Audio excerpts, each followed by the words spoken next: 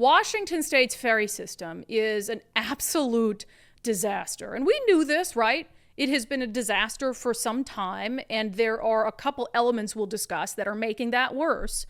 But I'll tell you what, now that Nicole and I have personally suffered through the horror of trying to get somewhere on a Washington State ferry, we're going to talk about it. This segment is brought to you in partnership with our friends over at Future 42. Turn your frustration into action at future42.org. So we are going to a wedding this past weekend on Friday Harbor and Roche Harbor, I guess. I guess they're very different. Sorry.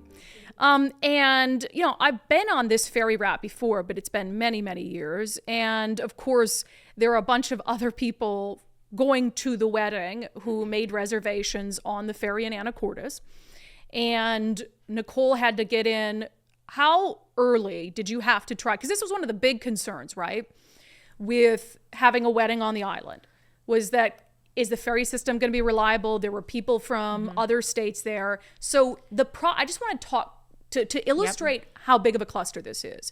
What was your process for trying to get us a reservation to bring a car on the ferry? So just to get the reservation, so they hand them out in different sections, like I guess, batches, or release batches. different. So they probably were on sale months ago, but I missed it then. So a couple months ago I checked, they were full. So then it says they're gonna at 7 a.m. exactly 2 weeks before your ferry, then you can get on and try to get a reservation. So I did that, and I got our trip going there, right, 7 a.m. 2 weeks before. You had to book Thursday. it at that time. But let me tell you, the website is slow because there are so many people fighting to get reservations. And Jessamine, whose wedding we were going to, was trying to get one for her hair lady or something like that, and she could not get one. Like it booked up. So if you miss this 2 week advance, then you have to go to the 2 day advance. And so for us, I didn't get the return trip on the 2 week one. So then on the two days before the return trip, I had to get on 7 a.m. and go through this process that, I mean, it takes a good 15 minutes to get your tickets because the website goes so slow. So it's an ordeal. It's an ordeal to get a reservation, but without a reservation, you already know that you're screwed. Because our ferry system is unreliable, you'll have boats out of service, you'll have boats that don't have crew members. So Nicole is like up, and 2 weeks in advance to get somewhere on a ferry, that's the highway system for our islands. That's a lot of time in advance to do that, go through it, get our spot in line. So we go with plenty of time. We're going to get there an hour and a half before our ferry. We're on the 12:05 p.m. ferry. So we're up early. Mike and I leave. We pick up Nicole. We do all this, drive all the way to Anacortes, and we start to get some messages, including from one of our unDivided subscribers who was also on his way, him and his family, to Friday Harbor from Anacortes, saying that they'd been there. You know, I think it was like maybe a 4 a.m. sailing canceled, 6:15 a.m. Maybe that was it. And then all of them basically telling us no boat has left yet today. And we're coming there and we're booked on the 4th boat of the day, yet no boat had left yet. Nope. So we also know that the bride and the groom were supposed to be on the earliest ferry that day, and they haven't moved. And I'm thinking, oh my God, this is a disaster. So here we are, me, Nicole, our friend Bavisha. We're in the back of my husband's truck getting wedding stuff done. We're doing place cards and trying to make the most of the situation. It's hot, and there's families, and they've got kids, and they're trying to, keep their kids occupied. People had been there by the time we got there for 6 hours. For 6 hours. So we get there 10:30. Our boat's at 12:05. We didn't leave and actually get on a ferry until 3:34 p.m. Okay? All the while, we're monitoring the Washington State ferry, notifications and all this. And they posted, this is the day we went out, we're having a difficult morning on our Anacortes San Juan Islands route. The Yakima and Samish are out until further notice with mechanical issues. The Tillicum is out as we work to get a crew to Friday Harbor using the one boat in service. We're going to restore service when we can. We're working on it. We'll post updates. And then they're posting update after update about this is canceled, this is canceled, this is canceled, this is canceled, this is canceled. It was insane. And I know some of you are screaming at me like, Brandi, I deal with this every day. That's insane. This isn't just about, like, a wedding's pretty important, but this isn't like, oh, I'm going on a Saturday and I'm going to go, be a tourist on an island, and if I miss it, no big deal. People can't leave the islands without these things. Imagine having somewhere to be, a medical appointment, and it's 6.5 hours later, and you made a reservation to be on a ferry months or weeks in advance. It's an absolute disaster. So we ended up taking all the stuff out of our truck when finally there was a ferry that was going to leave for the day. Getting on, walking on, and then just hoping and praying that my husband, because he's like, I'll stay behind with the truck. I'll just wait here with the truck. So it's funny, he wouldn't let me show the video because, Mike. So we're all standing on the ferry thing and we're just waiting. Will his car get on? Will his car get on? And he was like one of the last cars on. And we're like, oh my gosh. It was crazy. It was an absolute disaster. And I'm going to get into, this isn't just a woe is us segment. I want to get into some of the issues at play here. But what it did for us is, I think, open our eyes to truly how bad the ferry system has become. Oh, unacceptable. It's unacceptable. It's unreliable. We would never accept it if it was a major highway that was shut down with an unknown open time repeatedly and routinely. Would we ever accept when they close I-5 and don't, or when they close I-90 and don't like open up 520 without tolling? People melt down, right? And in Seattle, this is the same thing.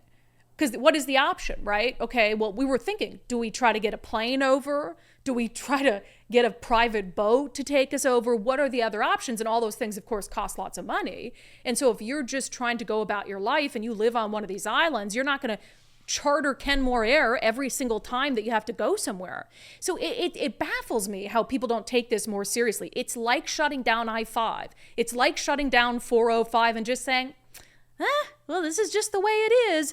It got so bad, Washington State Ferries tweeted this out. And this was a couple days after what happened to us, because it wasn't just that ferry route. Bainbridge Island, all other ferries suffering as well. They said, we know it's been difficult for many customers navigating our service disruptions.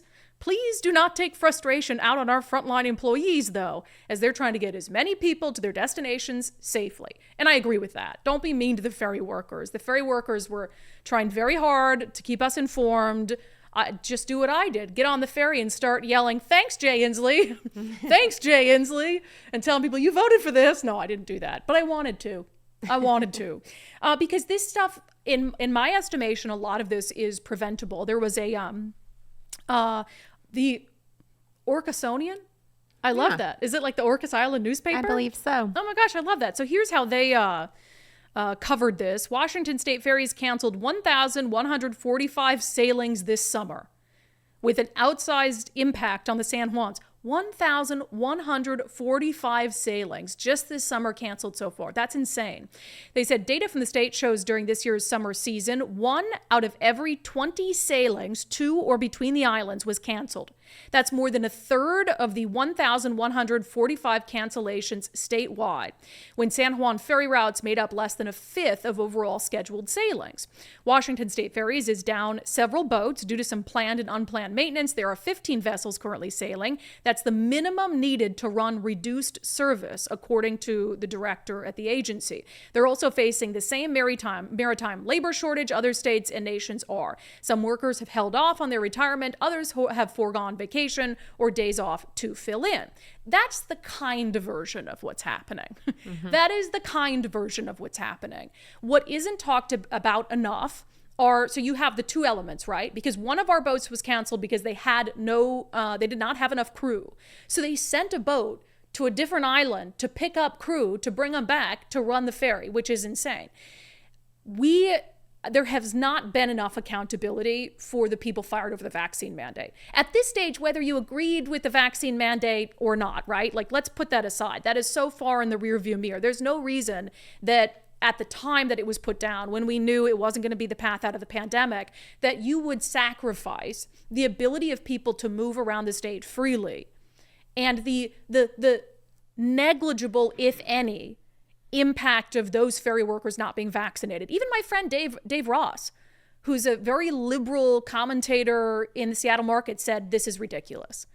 This is ridiculous. And of course, even if you're going to beg them on your hands and knees to take their jobs back, why would you take a job back if you were a lifelong, dedicated state employee working on the ferry system and they fired you just like that? Would you want your job back? I wouldn't go back to work. So there has not been enough accountability or acknowledgement, I think, from the governor's office and from the ferry system and the Department of Transportation about the true impact that has had on a lot of people and on the labor shortage. It's truly ridiculous, and there's no excuse for it at this point.